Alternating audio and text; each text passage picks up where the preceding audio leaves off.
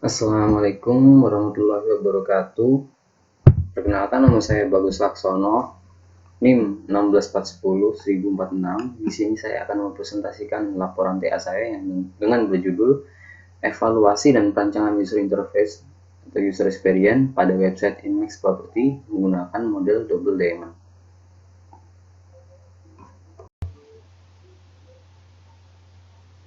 Inmax Property berada di Jalan Abdul Wahab Syamin, era 3, lantai 2, Surabaya. Website tersebut mempunyai sebuah link yaitu www.inmaxproperty.com, di mana website tersebut digunakan untuk proses pembelian properti yang dibutuhkan konsumen seperti membeli atau menyewakan tanah, rumah, ruko, maupun apartemen. Hasil wawancara dan observasi. Dalam proses hasil wawancara terhadap 15 orang, terdapat permasalahan yang dialami saat mengakses website, yaitu responden mengatakan fitur search di tampilan awal tidak terdapat filter harga, luas tanah, dan keterangan properti baru atau bekas. Yang kedua, mengatakan tidak ada fitur login dan register. Yang ketiga, tidak terdapat fitur inbound property. Yang keempat, tidak terdapat fitur penjadwalan pertemuan antara calon pembeli dan agen untuk melakukan negosiasi secara langsung. Yang kelima, tidak tersedia fitur live chat. Rumusan masalah: bagaimana mengevaluasi dan merancang user interface atau user experience pada website Inmax Property dengan menggunakan model Double Diamond. Batasan masalah yaitu responden dari masyarakat umum dan pegawai yang pernah mengakses website Inmax Property. Yang kedua, hasil dari tugas akhir ini adalah rancangan user interface atau user experience berupa prototype. Yang ketiga, prototipe yang akan dibuat menggunakan aplikasi Adobe XD. Yang keempat, metode menggunakan heuristic evaluation. Yang kelima, ialah menggunakan sampel 30 responden. Tujuannya ialah mengevaluasi dan merancang user interface user experience pada website Inmax Property menggunakan model Double Diamond. Double Diamond terdapat 4 tahap, di mana yang ke-1 ialah discover, 2 define, develop, dan deliver. Metode Double Diamond sendiri dipilih karena memberikan kebebasan dari desainer dari batasan dan melakukan evaluasi dari suatu desain. Hal ini bertujuan untuk mengetahui kelemahan dan kelebihan desain untuk diperbaiki hingga akhirnya cocok untuk digunakan. Heuristic evaluation. Heuristic evaluation digunakan untuk mengetahui masalah usability dari website dengan menemukan masalah dalam penggunaan suatu desain website dan mengevaluasinya. Terdapat 10 variabel penilaian sebagai berikut. Metodologi penelitian. Berikut adalah metodologi penelitian. Dapat tahap awal yaitu discover, kedua define, yang ketiga develop, dan yang keempat deliver. Analisis dan pembahasan. Discover. Berikut adalah hasil wawancara dan observasi, di mana di bagian homepage kurangnya filter pada fitur search membuat sulit untuk mencari properti sesuai kebutuhan. Lalu tidak terdapat login dan register account untuk pengguna yang ingin melakukan booking jadwal atau inden. Hubungi kami. Di fitur pop-up hubungi kami terdapat field nama, email, nomor HP, WA, note, dan tombol send. Apabila tombol send diklik, tidak muncul respon secara langsung, tidak muncul respon apapun. Detail rumah. Tombol email agent tidak merespon apapun ketika sudah diklik. Uji validitas dan reliabilitas. Berikut rumus yang saya gunakan.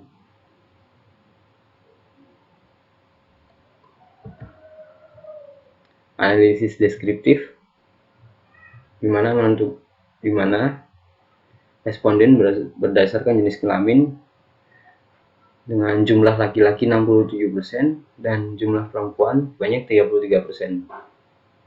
Dan untuk rentan usianya sebagai berikut.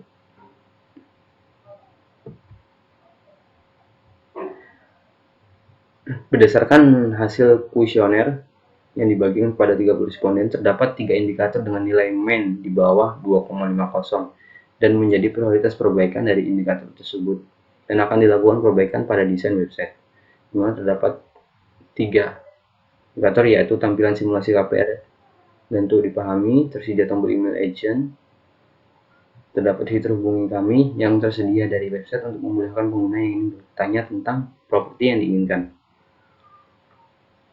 Define terdapat user persona, di mana tahap define dibuat user persona yang berjumlah dari 5 dari 30 responden yang dijadikan sebagai sampel. Salah satunya sebagai berikut, di mana ada user 1 dan user 2.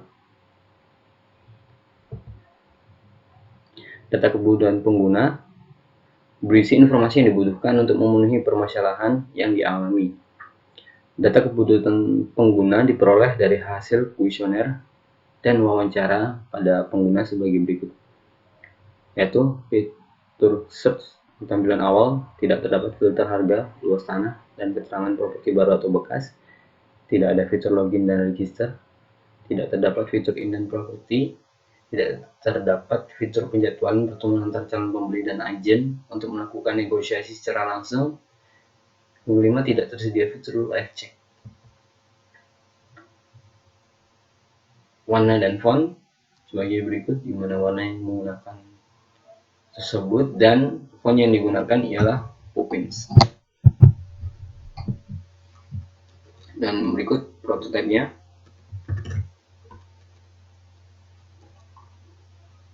Ini adalah prototipe, di mana prototipe tersebut adalah desain yang sudah diperbaiki. Untuk permasalahan awal, yaitu responden mengatakan fitur search di tampilan awal tidak terdapat filter harga, luas tanah, dan keterangan properti baru atau tidak.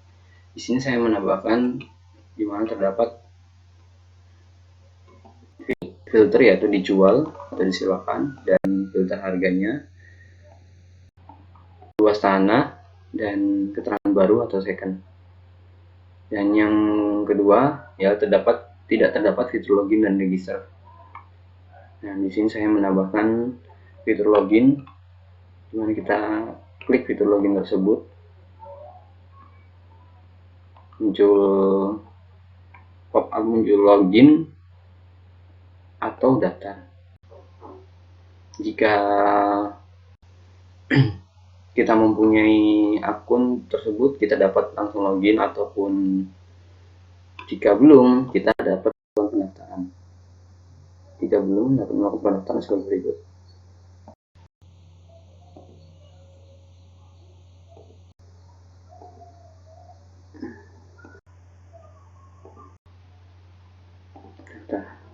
Nah, jika sudah, kita masuk. Dan untuk permasalahan yang ketiga, tidak terdapat fitur indent. Untuk fitur indent sebagai berikut, di mana penambahan terdapat fitur indent, dan penambahannya ialah penambahan jadwal. Nah, kita akan menambahkan fitur indent. Ketika kita memilih sebuah rumah yang dituju, kita akan klik indent, lalu muncul keterangan, setuju, dan lanjutkan.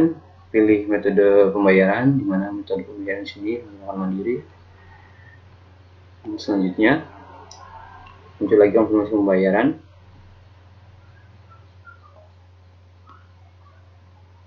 Setelah melakukan konfirmasi pembayaran, klik konfirmasi pembayaran. Muncul lagi laporan, dan klik setuju. Nah, ini telah dilakukan. Dan yang keempat, tidak terdapat fitur penjadwalan pertemuan antara calon pembeli dan agen untuk melakukan negosiasi secara langsung. Sini kita akan melakukan tahap di mana melakukan penjadwalan. Jika Setelah memilih rumah yang dituju, lalu kita klik penjadwalan, lalu milih tanggal yang diinginkan. Di sini saya memilih tanggal 22. Lalu muncul lagi keterangan, masukkan nomor telepon yang dapat dihubungi. Setelah memasukkan nomor telepon yang dapat dihubungi, lalu kita klik pilih jadwal.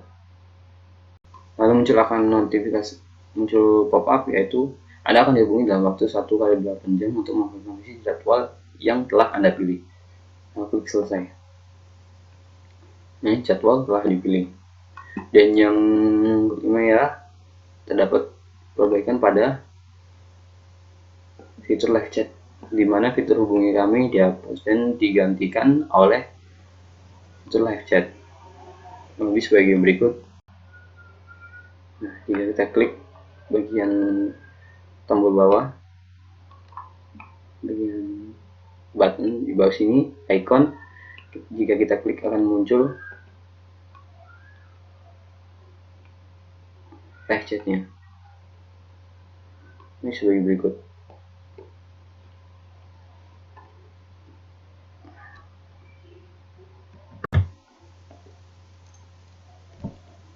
Setelah itu lanjutkan dengan pengujian dan evaluasi akhir, di mana tahap ini dilakukan pengujian dengan menyebarkan ulang kuesioner yang sama dengan kuesioner pada evaluasi sebelumnya. Pengujian ini dilakukan pada 30 orang responden, di mana permasalahan-permasalahan tersebut dibagikan dengan kuesioner dan diisi kembali dan mendapatkan hasil meningkat dari 1,90 menjadi 2,73, 2,43 menjadi 3,3, dan 2,47 menjadi 3,3. Kesimpulan sebagai berikut. Berdasarkan evaluasi yang telah dilakukan, diperoleh indikator dengan nilai mean di bawah 2,51 yang menjadi prioritas redesign. Indikator tersebut pada variabel consistency and standard, flexibility of efficiency of use, and help documentation. Dan berdasarkan hasil evaluasi yang dilakukan pada responden menggunakan metode heuristik, dari 10 variabel memperoleh nilai rata-rata 3,02 dari skala Likert 0 sampai 4. Nilai 3,2 menunjukkan tidak ada masalah yang berarti sehingga tidak perlu dilakukan perbaikan lagi. Yang ketiga, hasil akhir dari penelitian ini adalah rekomendasi desain antara muka pengguna user interface dari website Inmost Property sesuai dengan kebutuhan pengguna. Dan saran, ya, pada tugas akhir ini, desain user interface yang dihasilkan hanya berfokus pada tampilan desktop, sehingga perlu dikembangkan lagi menjadi lebih responsif di skala device. Yang kedua, hasil dari rancangan desain user interface Inmost Property yang sudah Anda dapat dikembangkan lagi dengan membuat rancang bangun website maupun aplikasi sesuai rekomendasi yang telah diberikan.